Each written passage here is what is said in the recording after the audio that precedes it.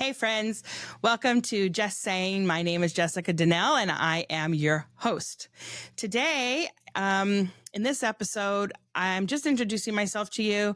I want you to see a little bit about me, and maybe you'll be interested in continuing listening to my other episodes. This podcast is going to be about mommies, because that's just what I am. I'm a mom. I'm a wife. I come from a small town, and I've done a lot of things in my life. I swear. I wrote a book about, hold on, I'll show you. It's called Bucket List from a Redneck Girl.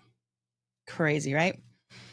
And in that, I talk about living in a small town in Northern California, about 45 minutes north of Sacramento. And I don't know. It's hard to explain when you come from a small town. Everybody knows everybody. And, you all have similar experiences. However, I kind of felt like mine were a little extra special. So I wrote it in a book, and I'm hoping that you'll check it out. I'll leave a little information at the end of this episode so you can maybe go check out my website and check out the book. It's available on Amazon and Barnes & Noble. But what this podcast is going to be about is I'm going to take my experiences through my childhood, adolescence, all the way through to where I am today. And I'm going to share them with you. And we're going to address some of the things that are relevant even today. Like, okay, so my very first chapter in the book is my parents put me in a drug rehab because they thought I was on drugs. But I wasn't. I was a good kid, legit. I ran cross country, track, and basketball, and I wrote for the school newspaper, took pictures for the yearbook, but it didn't matter. My parents thought I was on drugs because I did talk a lot, and then the moment I stopped talking and wanting to converse with them, they thought, oh my gosh, something's wrong with her. And so they thought, because they said I was irritable and irresponsible, and I withdrew from the family. The truth was I didn't want to have to eat dinner because I had to do the dishes. And so if I didn't eat dinner, I thought, well, man, if I'm not eating with them, then they can't make me do the dishes too. But yeah, they did. So, but anyways, but I have a lot of stories. My high school had a high school shooting, which was, it left a stain in my life. And,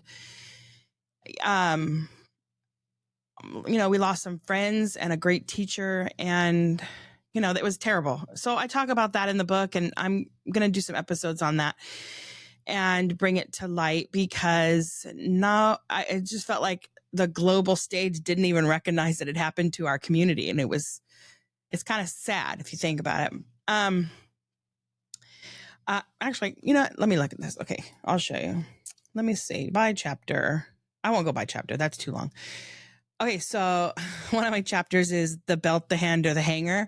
So yeah, it's about discipline, what my parents did to me compared to what we're doing to our children today. Everybody always says, oh, if that was me, my dad would have backhanded me for that comment. Well, yeah, my dad backhanded me a lot. But I don't raise my kids in that way now. I don't know. Maybe I'm afraid of CPS coming to my door. I don't know. But I'm going to do some episodes on, raising kids and disciplining your children in today's culture, and like what that's going to be like. Also, I had eye surgery when I was younger, and my daughter also is going through lots of medical procedures and things of that nature. And so I talk about advocating for your children's welfare, not only in school, which trying to fight for the IEPs for your children, or trying to fight for a safe environment for your child in school, is something that I really want to address in my podcast. I also want to talk about being an advocate for your kids when it comes to their medical needs. And, have you ever left a doctor's office and you're like, what did we even talk about? Yeah, that happens to everybody, not only for yourself when it comes to taking care of your own needs, but it happens when they're telling you stuff about your kids. You don't know the right questions to ask. You don't know, it's just a struggle for parents. So I'm going to do some podcasts about that too. Let's see. Oh, I talk about, I'll talk about private school versus public school because I went to both. And so I might address some things about that. I'm not going to get political with any of my podcasts, even though I am a very political person outside of my podcast. I am a very political person, but I'm not going to bring it to the stage because that's where I just don't want to fight. I just want this to be a place where we build a community of people, like-minded people that are struggling with the same things in your families and in your relationships. I've been married for 25 years together. We've been together 28 years and I'm a stepmom. So I'm going to talk about that. I'm going to talk about being a stepmom. It's not easy. I'm lucky that I have a great stepdaughter. I mean, she was the cutest thing. I love her. She's like 32 now, but dealing with biomom, not so great. And I can talk about that in length. And I've been through the court system. So for my stepdaughter, we fought for what we thought was right for her. And I can talk about that. Let me just say, so I was hit by a drunk driver and my car caught on fire and exploded. It was crazy. But I want to talk about how do you live after, trauma in your life. I mean, there's a lot of people that struggle just day to day after having something that traumatic happened to you. So yeah, I want to talk a little bit about that. And then one of my chapters is called Forever Living with PTSD. And that is about the school shooting. And even though I wasn't directly involved, I was indirectly involved. And I still am brought to tears. Even when I wrote that chapter, I had to read it legit 20 times without crying before I could stop crying about it. And it is a very sad story. But we definitely are going to do some episodes on that. This one's a little hard, but when you're little or even when you're grown and you're touched in the wrong way by somebody in your family, yeah, that's an important topic. And we're going to talk about that too. That's also in my book. I had a Jerry Springer wedding. Yeah. I had a Jerry Springer wedding. I can't believe my husband wants to stay married to me. My family is nuts. No offense, family. I love you. Legit. I love you, but you guys are all cuckoo. And, I'm going to talk about my wedding. That's crazy. It was crazy. My daughter was born with tetralogy of Fallot. I talk about that. Heart disease in children is a very serious thing. And you don't know what it's like until your child is ripped from your arms as they take her to not the emergency room, but the operating room to crack open her chest. It's terrible experience, but I definitely want to share that experience with you and walk you through what happened with me and my husband. It's also in my book, but I definitely want to go there. I want to pull people in from the tetralogy of Fallot community. Although all heart disease is terrible, I just know this particular disease that my daughter will continue to have surgeries throughout her whole life. So it's not an easy thing to go through, but I want to share that with you. And we'll talk about that. Also, I believe that, and while my husband and I are not very, I don't know how you say it, churchgoers. We don't go to church very often. I used to go to church a lot, but I haven't. I just have a personal relationship with God, and he knows that I'm lazy on Sundays and I'd much rather be watching Netflix. No offense, God, I love you. But, I do talk about finding the breadcrumbs in my book. I talk about opening your eyes and seeing what he's showing you. And I swear I don't go a day without saying, man, thank you for doing that for me. You parted the road so I wouldn't be late, or, you let that thing fall on the floor. Otherwise I would have cut myself, or silly, super stupid things that I see that I feel that God has done for me to either protect me, or maybe I have a guardian angel. I don't know, but I truly believe in stuff like that. So I read a little bit about that in the book too, as well. But I'm not limited to these topics. Okay. So I find that, oh, here's another thing that I totally forgot. Okay. So I started one of the largest preschools in Bakersfield out of my living room. So I started it as a family daycare. I grew it to a church, and I kept the family daycare and the church daycare together. And I had a staff of like 8, and we had about 50 kids, I think 52 or something altogether. No, maybe more than that, I think.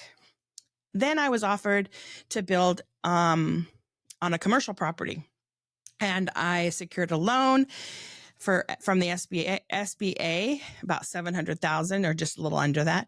And I built one of the largest preschools in Bakersfield. The landowner built the shell, which was like, I say 4 million, I think. And then I built the inside and the 30,000 square foot play yard.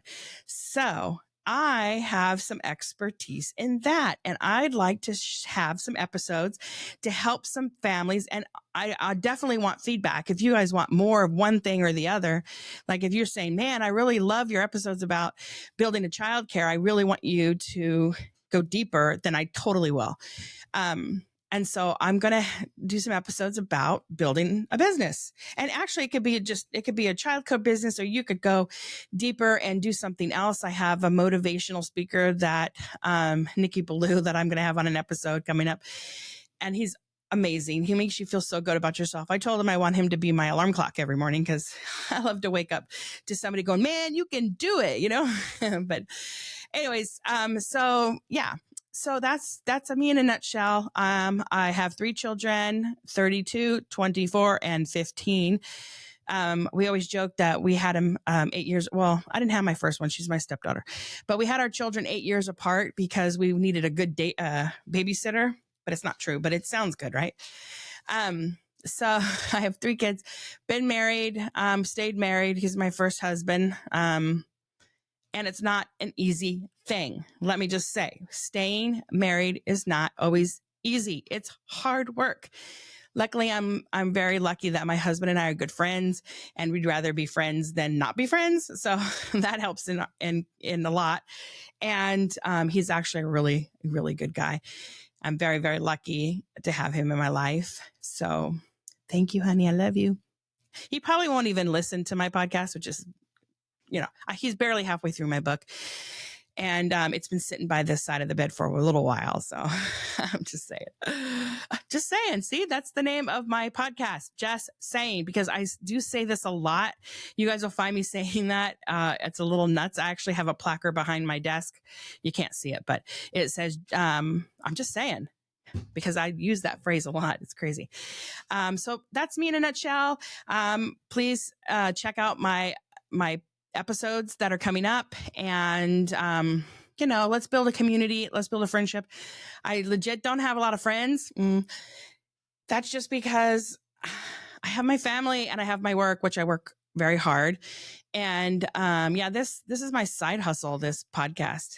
I love it though, because I'm going to be able to maybe build a community of friends, because I don't have any friends. It's so sad. I love all my friends from high school, and we Facebook all the time. And, but I'm not going to, quinceañeras, and I'm not going to weddings, and I'm not invited to things. It's because I don't have a strong connection with anybody anymore, because I isolated myself. It was all about my kids, all about my husband, and I'm left lonely. So please be my friend. Stay with me. Let's build a community and share this with friends that you think might be interested. I'd really, I think that'd be great. I'm going to post my website, and you know what? I also created an AI song for this podcast that I'm going to share at the very end. So stay tuned for that. And I hope to hear from you. Send me a line, send me a message on my website. It's going to have, you can, if you want to be a guest, you just go on there and you give me the idea that why you want to be on. And I'd love to have people on my podcast, ordinary people. You don't have to be a coach or, a life coach, or you don't have to be anything special. You just have to be you. And I'd love to have a conversation. I want all my podcasts to be, not rigid and very relaxed. And I want us to just talk. And even if I'm going to pull up a beer and we're going to just, or have a sip and see or sip and say or whatever you want to call it, where we're drinking and talking, I'm okay with that too, because I feel like I already run on caffeine, cuss words, and chaos in my life. And I just want this to be a fun place for everybody to gather and, like I said, let's make a community. Thank you. And I appreciate you for staying to the very end. Stay and listen to my song. I think it's kind of cool. I did it with AI and I love it. I'm going to play it on every beginning of every episode. So if you don't like it, let me know too, because I kind of would like some feedback. So go to my website, give me some feedback. I appreciate you guys. Love you. Peace out.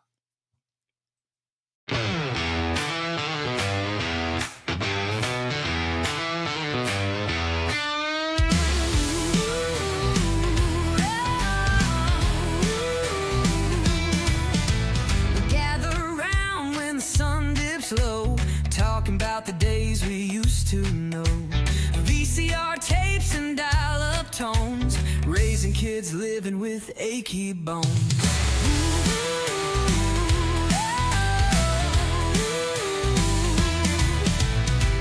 Leather jackets and big hair days, now it's carpool lines and PTA.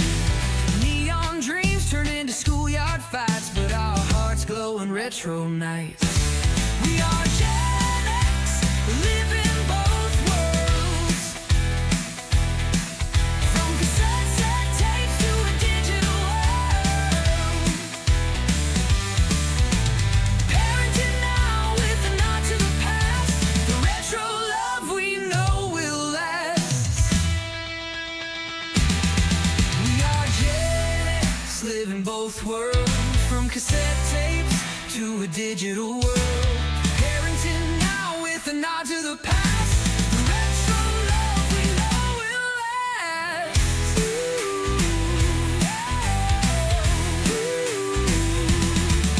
We dance to the beats of the boombox sound. Now bedtime stories echo all around. But deep inside we're the mixtape kings, still fighting life with arcade dreams.